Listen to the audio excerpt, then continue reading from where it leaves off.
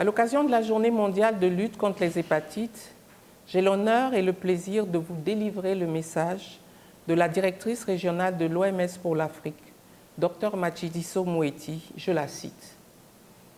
L'Organisation mondiale de la santé s'associe à la communauté internationale en ce 28 juillet pour commémorer l'édition 2019 de la Journée mondiale contre l'hépatite.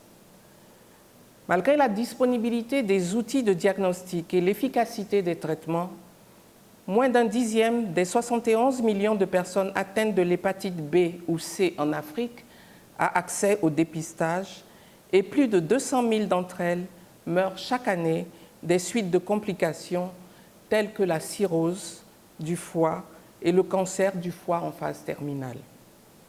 Le thème retenu pour l'édition de cette année, « Investissons pour éliminer l'hépatite », nous offre l'occasion de rappeler que cette maladie peut être éliminée d'ici 2030 grâce à des ressources suffisantes et un engagement politique résolu. En juin dernier, l'Organisation mondiale de la santé a mis au point la première carte de pointage pour suivre les progrès accomplis dans la lutte contre l'hépatite en Afrique. Il ressort de cette carte de pointage que la plus forte charge d'hépatite B chez les enfants de moins de 5 ans est enregistrée dans les pays qui ne pratiquent pas la vaccination à la naissance contre cette maladie et où l'administration du vaccin pentavalent aux enfants est sous-optimale. Mais aussi que le dépistage et le traitement, selon les approches de santé publique, restent les plus négligés dans la riposte. Le financement des services de dépistage et de traitement de l'hépatite constitue un investissement rentable dans la perspective de la couverture sanitaire universelle.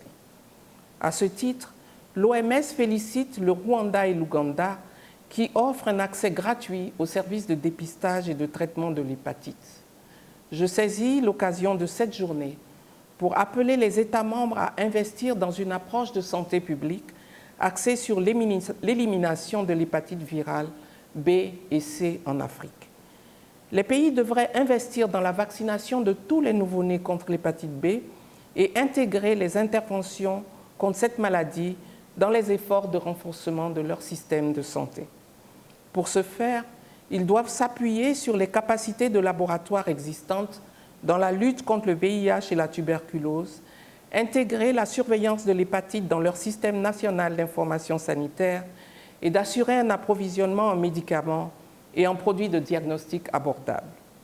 À ce propos, l'OMS félicite Gavi, l'Alliance mondiale pour les vaccins, pour son soutien à la vaccination contre l'hépatite B à la naissance et le Fonds mondial pour la fourniture des soins contre l'hépatite C aux personnes recevant une thérapie anti-VIH.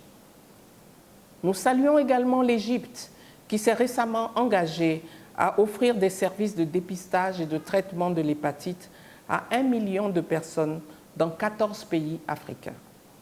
J'invite instamment les partenaires et les sociétés pharmaceutiques à réduire le coût des médicaments et des diagnostics de l'hépatite B et C.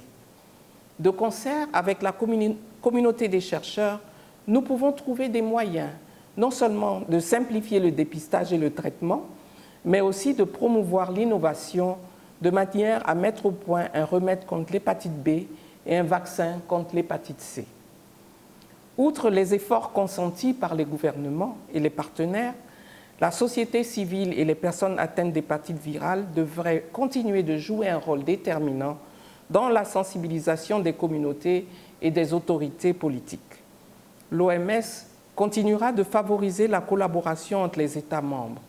Dans ce cadre, le sommet africain sur l'hépatite, tenu le mois dernier à Kampala, en Ouganda, avec 600 participants venus de 32 pays. Permettez-moi de reprendre la parole de l'hymne de la lutte contre l'hépatite en Afrique, lancé à l'ouverture du sommet. Unissons-nous et investissons ensemble pour remporter la victoire sur l'hépatite virale. Sensibilisons tous les peuples et que chacun joue son rôle. C'est ainsi que nous pourrons atteindre l'objectif de l'élimination de l'hépatite virale d'ici 2030. Fin de citation. Les partenaires techniques et financiers du Sénégal adressent leurs félicitations pour les progrès accomplis par le secteur de la santé dans la lutte contre les hépatites. En effet, le Sénégal a adopté les 2 principales stratégies pour prévenir la transmission du virus de l'hépatite B à la naissance et durant la petite enfance.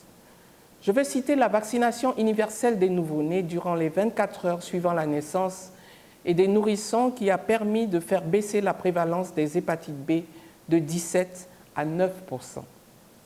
Ainsi, le Sénégal fait partie des 9 États membres de la région africaine de l'OMS qui ont commencé la vaccination universelle anti-hépatite chez les nouveau-nés durant les 24 heures suivant la naissance. Avec l'appui des partenaires techniques et financiers, la couverture pour la vaccination dans les 24 heures suivant la naissance était de 69% au premier semestre de 2019. Ceci après seulement 3 années d'introduction. Néanmoins, le Sénégal fait partie des pays à forte charge d'hépatite virale, avec environ 1 200 000 personnes infectées par le virus de l'hépatite B, dont 91 000 enfants de moins de 5 ans. Ces personnes doivent être diagnostiquées et recevoir le traitement en cas de besoin pour limiter la transmission et éviter leur évolution vers la cirrhose et le cancer du foie. Fort heureusement, un nouveau plan stratégique national a été élaboré, dont les principales stratégies tournent autour de la prévention et des soins. Une mobilisation des ressources pour le financement de ce plan est plus que nécessaire pour appuyer la décentralisation des activités qui viennent de démarrer. Je puis vous assurer de la disponibilité des partenaires à poursuivre leur soutien pour permettre au Sénégal de réduire la forte charge morbide des hépatites et de ses complications, véritables freins au développement socio-économique. Je vous remercie.